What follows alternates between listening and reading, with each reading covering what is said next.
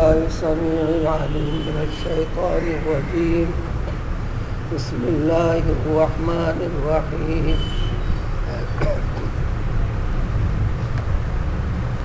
والعاديات ضبحا فالموريات قدحا فالمغيرات صبحا فأثرن به نقعا فوسطن به جمعا إن الإنسان لربه لكنود وإنه على ذلك لشهيد وإنه لحب الخير لشديد.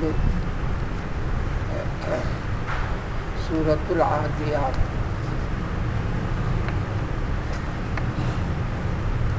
اسی ذکر سے سورہ کی ابتدا ہے. اسی مناسبت سے سورہ کا نام بھی سورۃ العادیات ہے.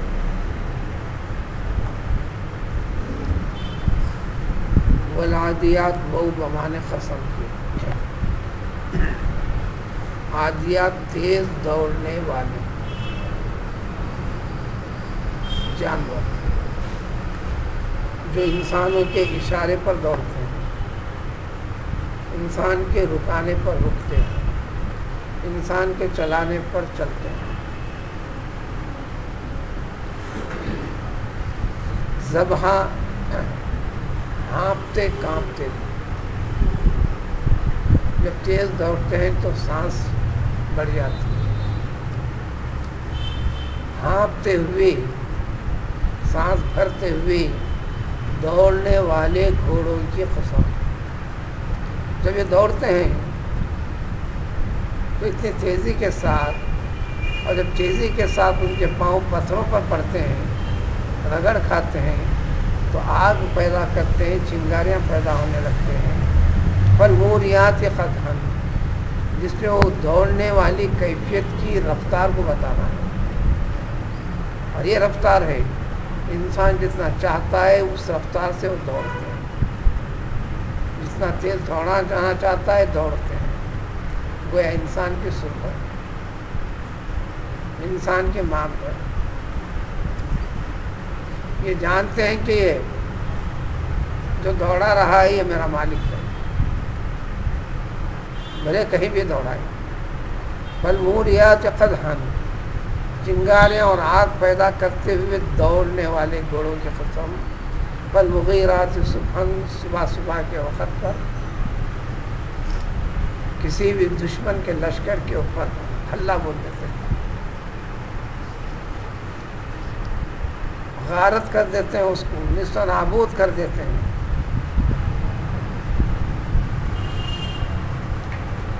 پھر فاصلن بھی نقعا، اور وہ رفتار کو اس طرح باقی رکھتے ہیں کہ ساری زمین کی گرد و غبار اڑنے لگتی ہے. میدان جنگ کا حال کچھ ایسا ہی ہوتا ہے.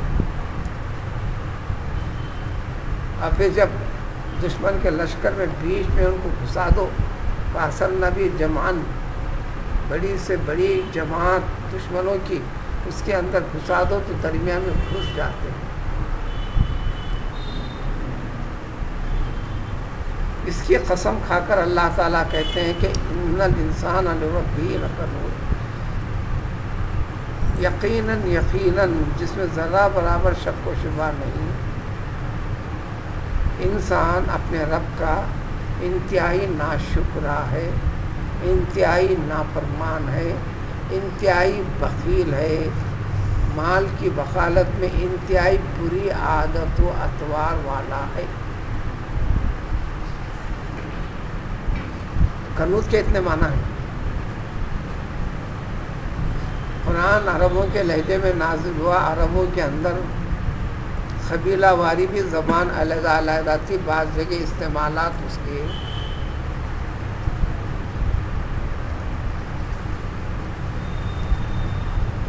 قبیلہ حضرموت میں یہ لفظ کنوز کا لفظ استعمال ہوتا ہے نافرمان کے معنی. جسے ایک دوسرے قبیلے میں استعمال ہوتا ہے انتہائی ناشکرا، انتہائی بری خصلت و عادت والا مال کے سلسلے میں. عربی کے اندر اس چاروں معنوں کے اندر یہ لفظ کا استعمال ہے. اردو ترجمے میں تو صرف ایک عام طور پر جو سارے چیزوں کو کور کر لیتا ہے، احاطہ کر لیتا ہے، یقیناً انسان انتہائی ناشکرا ہے اپنے رب کا۔ تشبیہ کہ دیکھو اللہ تعالیٰ نے مخلوقات بہت سے پیدا کیے، سارے مخلوقات کو انسان کے تابع کیا، اس میں سے ایک گھوڑا ہے جو انسان استعمال کرتا ہے، خاص پر جنگ و جدال ان کا کام تھا عربوں کا، ان کی سرشت کے اندر تھی لڑائی لڑنا، جان کی پرواہ نہ کرنا، تو اس سلسلے میں گھوڑے پالتے تھے، اور جانوروں میں گھوڑے سے متعلق بڑی بڑی تاریخیں درج ہیں۔ اپنے مالک کا فرمانبردار ہوتا ہے، کم و بیش ہر جانور کا بھی کم و بیش اکثر جانوروں کا بھی یہی حال ہوتا ہے، جو زراعت باڑی کے پیشے سے جڑے ہوئے ہیں ان کے درمیان میں جانوروں کی نسل لینے لگتے ہیں، جانوروں سے پیار کرنے لگتے ہیں، جانوروں سے کام لینے کے لیے جانور ان کی سنتا ہے، کام کرتا ہے، رات اور دن کا فرق کا اعتراض بھی نہیں کرتا۔ مالک جب رات میں لے کے نکلے رات میں، دن میں لے کے نکلے دن، جب وہ آرام کرنے کے لیے کہے چھوڑے تو جب ہی آرام کرنا، جب وہ کھلائے تبھی کھانا، جب وہ پانی پلائے تو تبھی پینا۔ اگر اس حلقے میں یا اس حلقے والوں سے کبھی بیٹھک ہو، کبھی واقعات سنو، کیونکہ میں خاندانی اعتبار سے زراعت پیشہ طبقے سے تعلق ہے، اس قسم کے کئی واقعات عملی طور پر تجربے میں میرے پاس بھی ہیں۔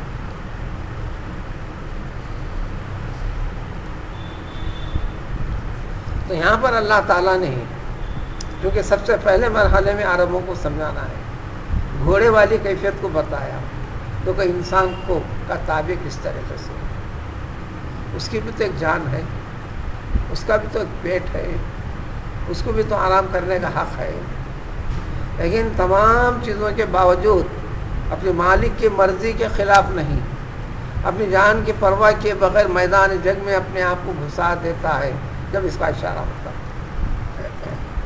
یہ مثال تو قرآن نے دی، اب بیسیوں طور پر اپنے طریقے سے مثالیں اس کے اوپر منطبق کرتے چلو۔ آج کل کے زمانے کے لحاظ سے جب کی سواری وہ تھی، آج کی سواری خود کار گاڑیاں ہیں، اس گاڑی کا بھی کنٹرول اس کے مالک کے اختیار میں، وہ اپنی مرضی سے جیسا بھگانا چاہتا ہے بھگاتا ہے، دوڑاتا ہے، جیسا چلانا چاہتا ہے چلتا ہے۔ اگر وہ گڑھے کے اوپر بھی ڈال دینا چاہتا ہے مالک تو گاڑی اعتراض نہیں کرتا، بھلے انجام نتیجہ جو ہوتا سو ہوتا ہو۔ اس میں ایک بہت بڑی حکمت مصلحت کو رکھ کر اللہ تعالیٰ نے بتایا، جب اللہ تعالیٰ نے تجھے اپنے لیے پیدا کیا ہے تو اس کے حکم کے ماننے میں، اتباع فرما برداری کرنے میں تو تساہل کیوں کرتا ہے، تو غفلت کیوں کرتا ہے، تو نافرمانی کیوں کرتا ہے، تو ناشکری کیوں کرتا ہے، تیرے رب کے دیے مال کے اندر بخالت کیوں کرتا ہے۔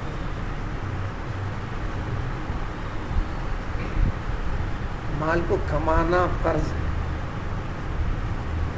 مال کے اسباب کے ساتھ جڑے رہنا فرض ہے، نفس مال کو حاصل کرنا برا نہیں ہے، ہاتھ پہ ہاتھ دھرے رکھنا یہ برا ہے، میں کماؤں گا نہیں، کام کروں گا نہیں، ہاتھ پھیلا لوں گا، مانگ لوں گا، یہ برا ہے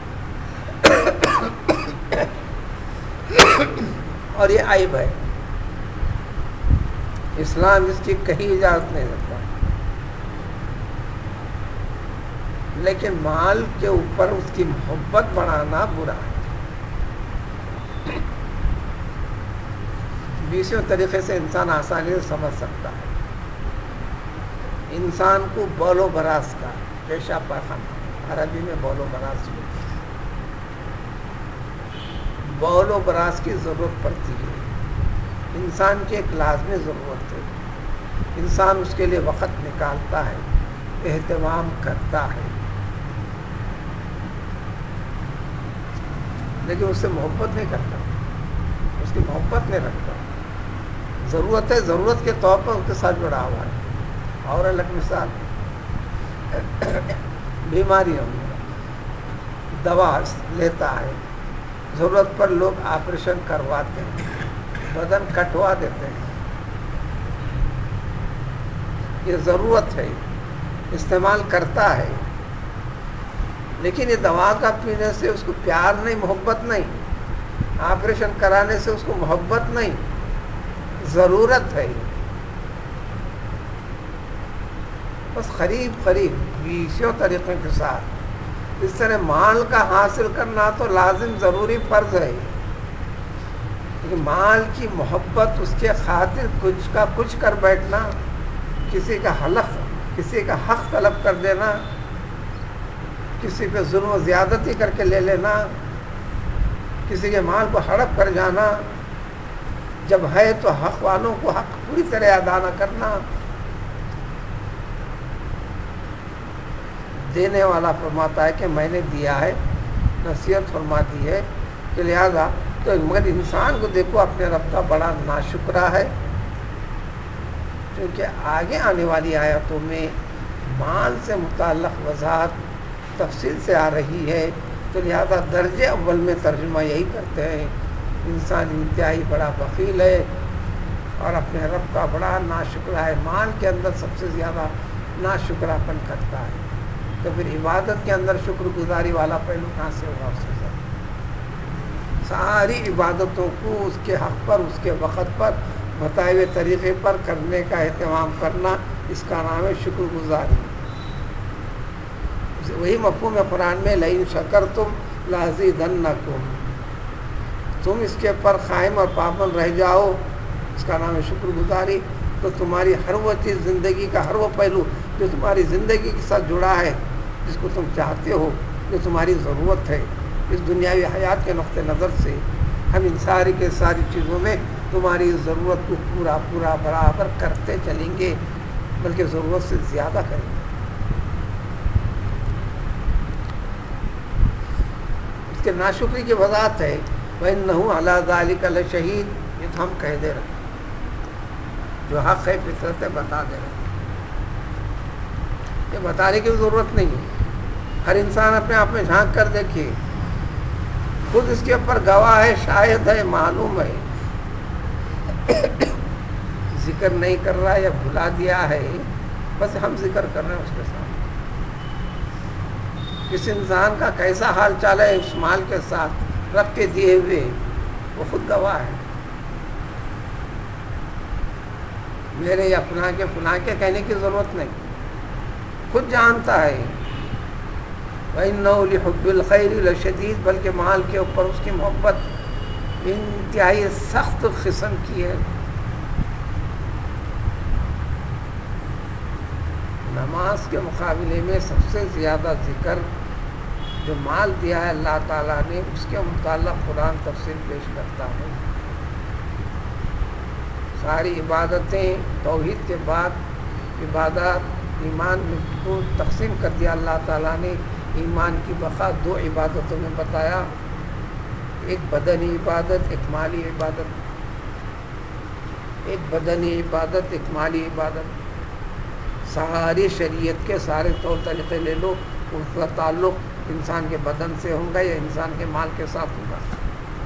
صرف ایک عبادت ہے پوری زندگی میں ایک مرتبہ ہے جس میں بدن بھی لگنا ہے، مال بھی لگنا ہے، حج والی عبادت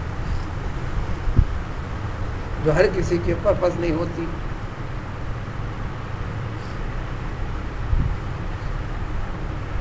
تو ایمان کی بقا کو جو شریعت قرار دیا ہے، وہ صرف دو چیزوں میں بانٹ دیا اللہ تعالیٰ نے، عبادات بدنیہ، عبادات مالیہ.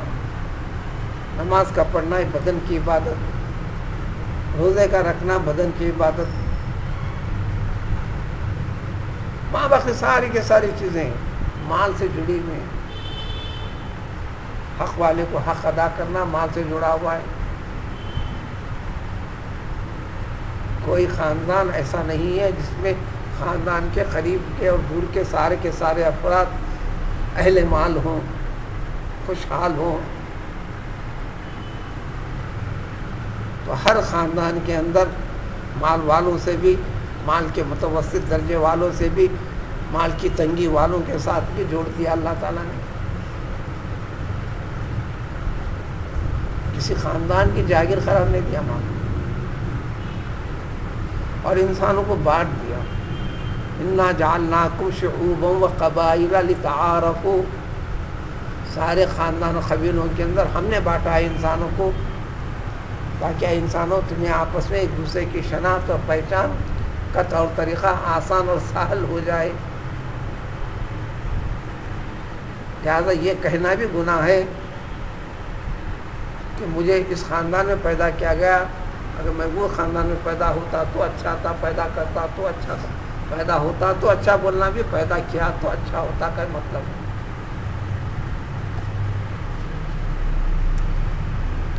ہر چیز کو بسر و چشم قبول کرنا قدرت کی طرف سے ہے.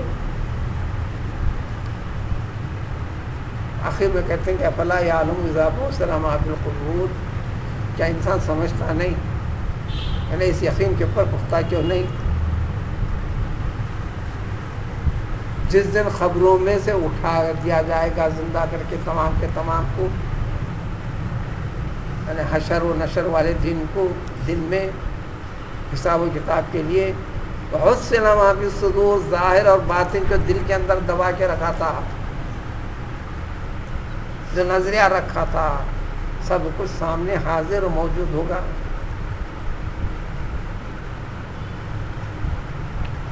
سورہ بقرہ سے تفصیل چلتے آ رہی ہے، سینے میں تو ہر انسان کی 20 چیزیں آتی ہیں.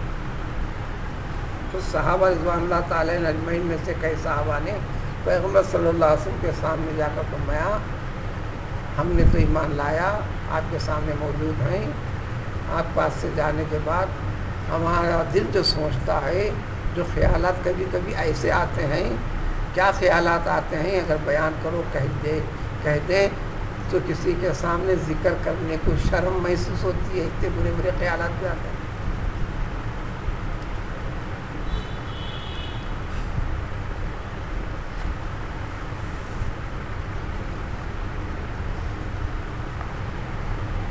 للہ ما فی السماوات والارض ان تبدوا ما فی انفسکم او تخفوہ یحاسبکم بہ اللہ.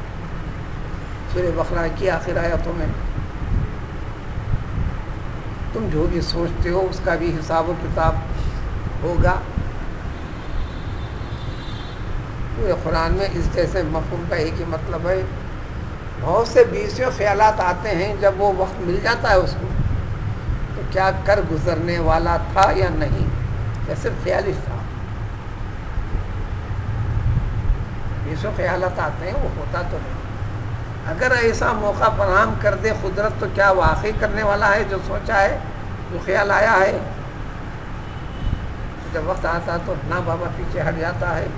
تو ہر ایسا خیال جو ممکن کر دیا جائے تو کرنے کی ہمت نہیں رکھتا، تو ایسے خیال کے اوپر حساب و کتاب نہیں، گرفت نہیں، معافی ہے. لیکن ایسا خیال کہ ایسا موقع آ جائے ہاتھ، تو پھر اس موقع کو ہاتھ سے جانے نہیں دینا بول کر آگے بڑھتا ہے. اس جیسا خیال ہے گو کہ زندگی میں موقع ملا نہیں، کرا نہیں، لیکن ہمت ارادہ وہ خیال میں رکھا تھا، تو وہ بھی حساب و کتاب کے دائرے میں داخل ہے. کچھ بھی کرتا ہے تو پہلے سوچ کرتا ہے انسان، بغیر سوچو سمجھو کچھ بھی نہیں کرتا. ان ربهم بهم یومئذ لخبیر، یقیناً انسانوں کا رب ان انسانوں کے بارے میں اس دن قیامت کے دن لخبیر، سب سے زیادہ ہر ایک کی ہر کیفیت سے واقفیت رکھنے والی ذات ہے. تو یہ واقفیت بیکار نہیں ہے، بلکہ حساب و کتاب ہوگا. عین عدل و انصاف کے تقاضے کے مطابق حساب و کتاب، جزا و سزا دے دی جائے گی. تو لہٰذا انسان کو پورا دین اسلام کا تعلق انسان کے قلبی کیفیت کے اوپر حکمرانی کرنا ہے، اس کی کیفیت کو بدلنا ہے، زبان والی کو نہیں. زبان آخری ذریعہ ہے جو دل والی کیفیت کو ظاہر کرتی ہے، بتاتی ہے. سمجھنے، سمجھانے، یقین رکھنے نہ رکھنے کا تعلق پورے قلب کے ساتھ ہے، دل کے ساتھ ہے، اس سے زبان کا اعتبار نہیں۔ انسانوں کو اس دنیا میں زندگی گزارنے کے لیے زبان کا اعتبار کر کر فیصلے کرنے کا حکم ہے، دل کی گہرائی میں جھانکنے کی اجازت نہیں ہے۔ رب العزت جھانکتے ہیں، انسانوں کو تاکید کر دی گئی تمہارا رب تمہارے قلبی کیفیتوں سے غافل نہیں ہے، تمہارا کون سا عمل کس طریقے سے ہوا ہے وہ قلبی کیفیت کے ساتھ جڑا ہوا ہے، وہ خوب اور بہتر جانتے ہیں، اسی کے مطابق حساب و کتاب ہوگا، جزا و سزا دے دی جائے گی۔